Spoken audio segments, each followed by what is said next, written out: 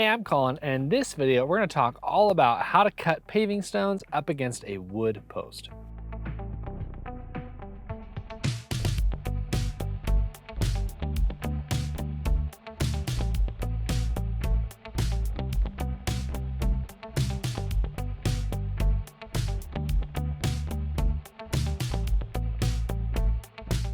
The first and most important thing to think about before starting to cut these paving stones around your post is that wood always rots. Now, hopefully your post was installed properly with some sort of weather resistant flashing or something like that around the post when it was set in the concrete. If it doesn't seem like that has been done, it's beneficial to dig down your gravel or sand or bedding, get down to the concrete, add some flashing tape or something like that, then add some concrete on top to create a waterproof barrier between the post and the water. After that, you can place your bedding back in. And we're gonna be talking about two different ways to cut the paving stones around the post. The first way is cutting our field stones of choice up against that post directly. The second way is utilizing a border stone or a border option that we use on the outside of our patio as our marking tool to be able to implant that border there instead of cutting the field stones.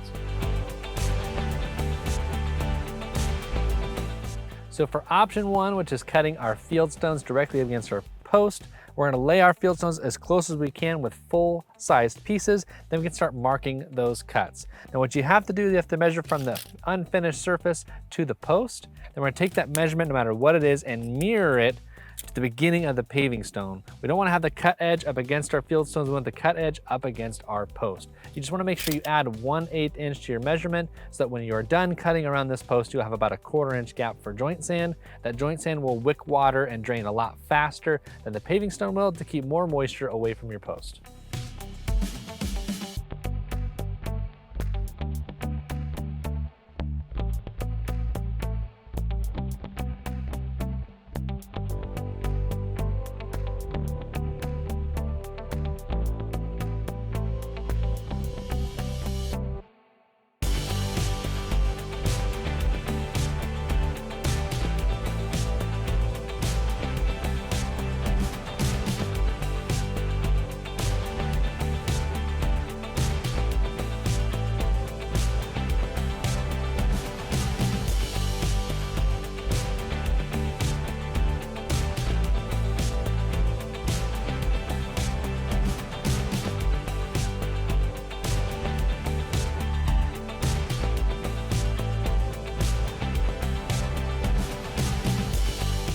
So the second method that we're demonstrating that is occasionally happening is that we're gonna be cutting some border stones around our post.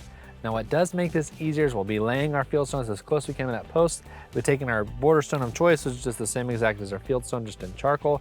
We'll be able to float it and put it around our post and scribe the cuts of the field. The only negative to this is you might have to cut a few of the border stones to make it fit within that span.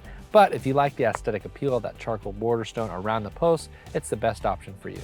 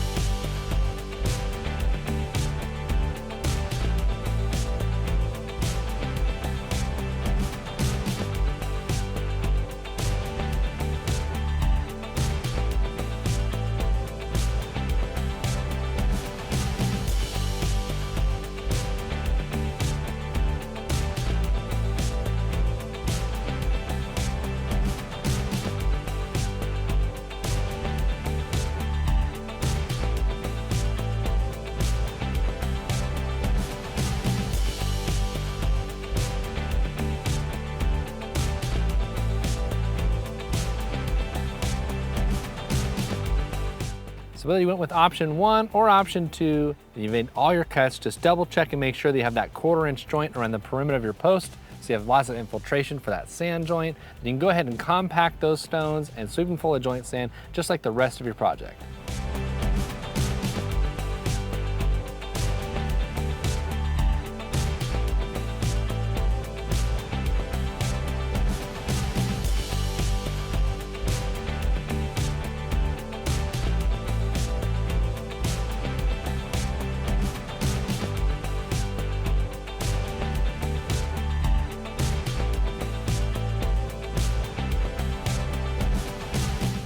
So with the rest of your project compacted and swept in, you can now move on to enjoying that project. Just make sure if you have any other hardscape projects coming up, whether it's pavers, turf stone, permeables, or retaining walls, you check out the videos on our YouTube, as well as all the blog articles on our website.